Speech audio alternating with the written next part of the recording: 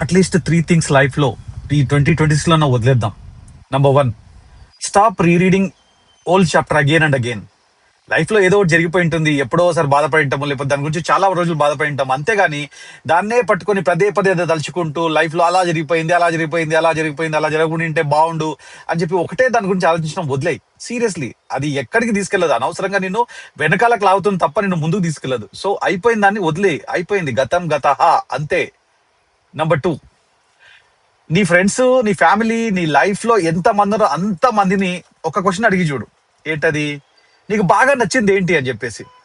For example, ఒకడు దోశ చెప్పొచ్చు, ఒకడు ఇడ్లీ చెప్పొచ్చు, ఒకడు సమోసా చెప్పొచ్చు, ఒకడు ఇంకోటి చెప్పొచ్చు, ఇంకోటి చెప్పొచ్చు. అందరు ఒకటే చెప్పారు. ఫర్ ఎగ్జాంపుల్, లేదా నువ్వు ఒక ఒక ఐటమ్ ఏదైనా ఒకటి తీసుకో, నీకు బాగా నచ్చిన ఐటమ్ తీసుకో. మేబీ మసాలా దోశ తీసుకో, లేదా ఐస్ క్రీమ్ తీసుకో, చాక్లెట్ తీసుకో, what ever you like. Ice cream తీసుకొని ఈ ఐస్ క్రీమ్ నీకు నచ్చుతుందా అని చెప్పేసి నీ చుట్టూ ఉన్న ఒక 100 మందిని అడుగు. 100 మందికి నచ్చదు. అట్లీస్ట్ 100 మంది వదిలేసే 10 మందిని అడుగు. 10 మందికి అది బాగా నచ్చుతుంది, నీకు నచ్చినంత నచ్చదు. దీని అర్థం ఏంటంటే మనకు నచ్చింది ప్రతి ఒక్కరికి నచ్చాల్సిన అవసరం లేదు. అట్ ద సేమ్ టైం మనము ప్రతి ఒక్కరికి నచ్చాల్సిన అవసరం లేదు. సో మనము ప్రతి ఒక్కరిని ప్లీజ్ చేసుకుంటూ ప్రతి ఒక్కటి మనం మెచ్చుకోవాలి, ప్రతి ఒక్కటి మనం లైక్ చేయాలి, ప్రతి ఒక్కటి మనకి అక్నాలెడ్జ్ చేయాలనుకుంటే కూర్చుంటే లైఫ్ కుదరదు. సో కాబట్టి దాన్ని వదిలేసాయి. లైఫ్ లో ఎవరిని ప్లీజ్ చేయాల్సిన అవసరం లేదు. నీకు తెలిసినంత వరకు నువ్వు కరెక్ట్ గా చేస్తున్నావు, బాగున్నావు, నీవు రైట్ అనుకుంటే బస్ నువ్వు చేస్తూ పో. వాడిని ప్లీజ్ చేయాలి, వీని ప్లీజ్ చేయాలన్న ఆలోచనతో పెట్టుకోకు. And number 3, most important thing, life లో ఎప్పుడు కూడా ఎవరితో కంపేర్ చేసుకోవద్దు.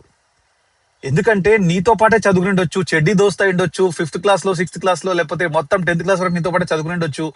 వాడి లైఫ్ లో వాడికి ఏం ప్రివిలేజెస్ ఉన్నాయో, వాడికి ఏం ప్లస్లు ఉన్నాయో, ఏం మైనస్లు నీకు తెలియదు. కాబట్టి నువ్వు గుడ్డిగా అరే వాడి ఈ రోజు అక్కడికి వెళ్ళిపోయాడే, అరే వాడి ఈ రోజు అంత సంపాదిస్తున్నాడే, అరే వాడి ఈ రోజు ఇలా మంచి పొజిషన్ లో ఉన్నాడే. వద్దు, అవసరం లేదు. వాడిని వదిలే. ఇప్పుడు ఎక్కడో ఉన్నావు చదువుకొని, నీ ఇంట్లో, నీ అపార్ట్మెంట్ లో, లేకపోతే నీ ఇంటి పక్కన, నీ ఇంటి ఎదురుగా ఎవడో ఒకడు ఎక్కడో చోట ఉండే ఉంటాడు. సో ప్రతి ఒక్కడిని కంపేర్ చేసుకుంటూ అరే నా పక్కనోడు అలా ఉన్నాడే, నా పక్కనోడు ఇంత బాగున్నాడే, నేను ఇలాగే ఉండిపోయానే, నా లైఫ్ ఇలాగే ఉండిపోయిందే, ఇవన్నీ వద్దు బాబాయ్. ఎందుకు చెప్పు?